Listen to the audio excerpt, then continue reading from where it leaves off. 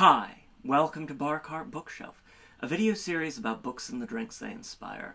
My name is Elias, and today we're talking about The Sorcerer of the Wildeeps by Kai Ashante Wilson. The Sorcerer of the Wildeeps is a sword and sorcery science fantasy novella. It came out in 2015, and it is a landmark novella that helped to initiate the Tor.com novella series that has really transformed the landscape of publishing novellas across the last decade. It's a book that I read when it first came out and really loved, and one that I'm really excited to reread now here in the Barcart Bookshelf era. And there was no better time for me to be rereading it than this summer when we covered Samuel Delany's Nevarian series, Tales from Nevarian, at the beginning of the summer, because this is a story that's very much in the legacy of the Nevarian books and in the legacy of sword and sorcery more broadly. We've talked about the subgenre here on Barcart Bookshelf some, but certainly there will be a lot more of that ahead. This sort of propulsive, adventuring subgenre of fantasy, of sort of unknown and unknowable magic, these intersections of the weird and the science fictional that go back to the origins and the adventure stories in pulp magazines, the stories of Robert E. Howard, and this sort of blend of fantasy elements and science fictional elements. Another novella much like that, Adrian Tchaikovsky's Elder Race, but of course this a very different sort of thing.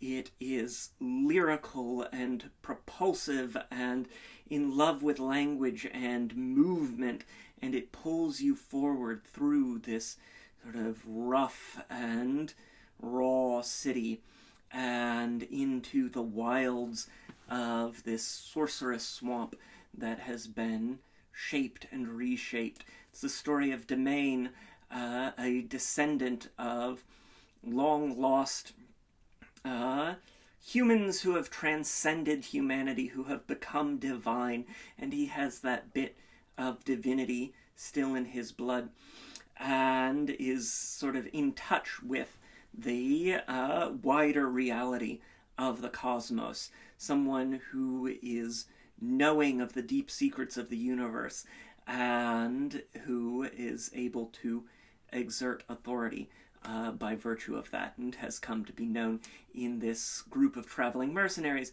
as the Sorcerer. He is the lover of the captain of this group, Issa, who also has some of this sort of ancient and other greater heritage, and we get to explore this moment of movement, of journey through this wildness. It's just really, like, you go back and you look at a book which is well regarded and which is just known to be excellent, and you're like, yes, this is excellent. This is like what we set pen to paper to do.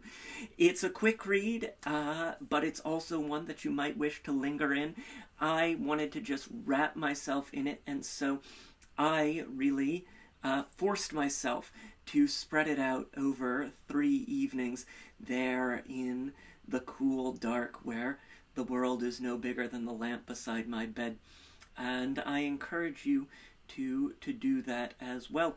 But of course, you can just let it wash over you in one grand swoop as well.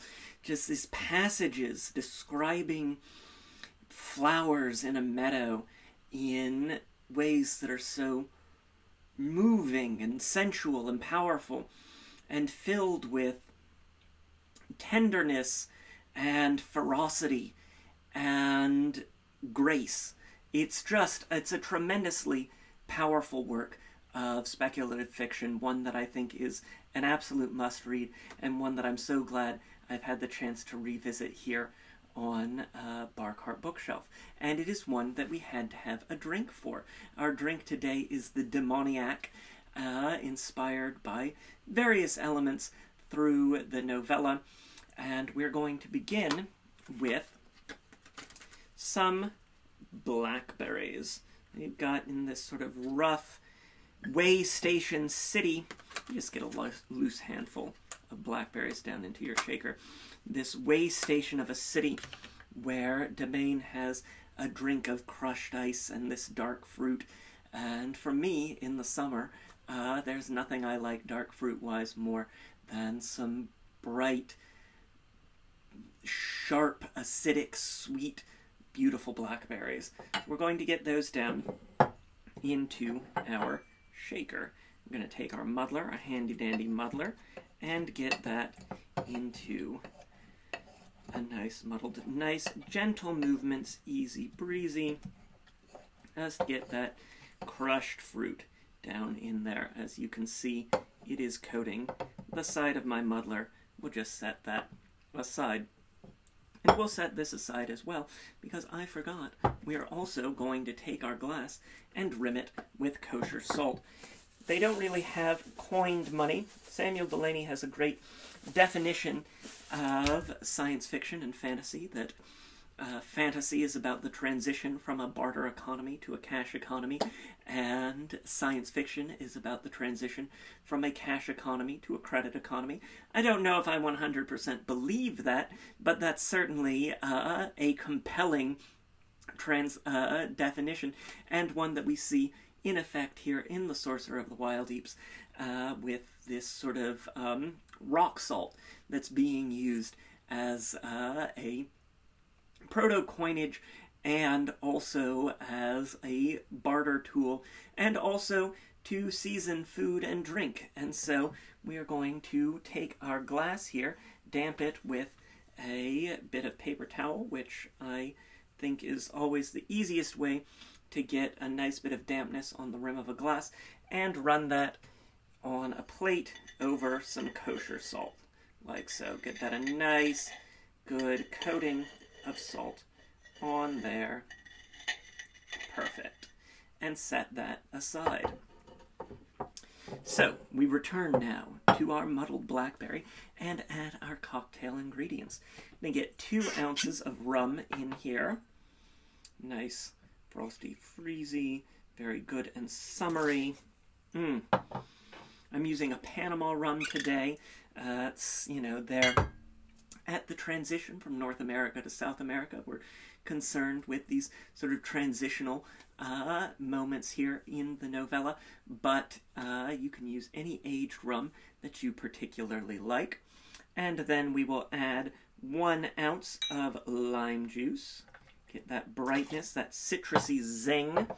It's one of these, again, recurring sense elements over the course of the novella, this sharpness of blades and spears, and the sort of incongruity of a sword, because a sword is a tool that is used for just one purpose. It is not like a bow and arrow or a spear or an axe used for hunting or for felling trees or for the work of building a community. It really is just a tool for violence, and that is something that is a specialist implement that we see as an element in the novella. It's just, there's so much to talk about here. It's a small book. It's just 192 pages.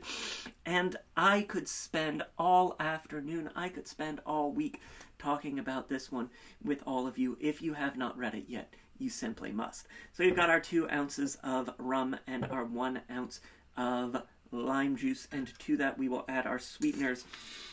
We'll add half an ounce of Strega liqueur. He is the sorcerer, so we'll get this witchy sort of herbal liqueur, which I particularly like because it has this wonderful coolness, frostiness to the herbs in it, this almost mentholated quality.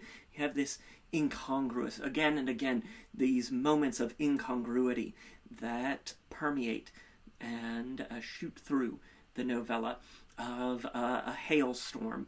And so for our nice frosty freeziness of a hailstorm, we will have some crushed ice, but we're also going to get that cool crisp kosher mouth with a light mentholated quality of the Strega. And then for another bit of citrus sweetness, we'll add half an ounce of yuzu curacao. So something that's a little different from your standard orange curacao, a little more of that sort of lemon, grapefruit quality, that bitter citrus peel, and then that touch of sweetness because it is a liqueur in there as well. So we've got all of our liquid ingredients down into our shaker. We always add our ice last because you never know when you're going to be hunted by an ancient and evil sorceress cat, or find yourself caught in the middle of this ancient sorceress magical road, so we don't want to come back to a diluted cocktail. We give that nice shake.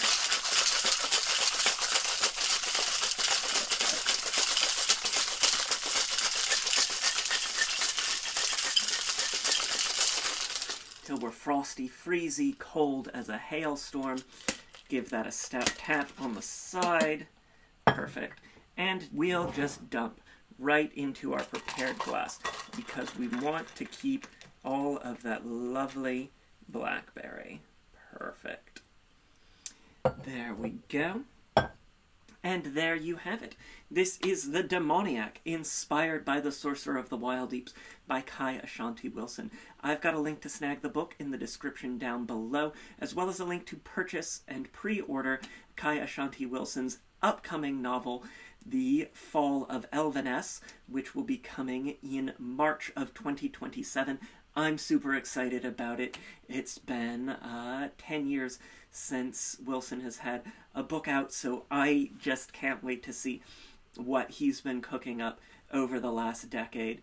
Try the drink. Let me know what you think in the comments down below. We've got other links to purchase my book, Cocktails and Consoles, 75 Cocktails and Mocktails to Level Up Your Game Night, as well as the latest anthology from Neon Hemlock, friend of the pod, Shatter the Sun, Queer Tales of Untold Adventure, a sword and sorcery novella, or rather anthology, very much in the tradition of Navarian and Elric of Melniboné, and The Sorcerer of the Wildeeps as well. So some really great stuff. If you've loved Sorcerer of the Wildeeps, you're going to have a lot of fun with that. If you've loved that, you really got to read this. We've got links to various forms of social media, including Blue Sky and Instagram, where there is always a written version of today's recipe. Again, try the drink. Let me know what you think in the comments down below. Hit that like button. It makes me so happy when you do. And it really helps us to determine the sorts of books that we're going to cover here on Bark Bookshelf. Subscribe if you haven't already so you never miss an episode. We've got some really great books we're going to be talking about here as we round through July into August, September, October, all 2026 long. I can't wait to share them with all of you. And until next time, cheers.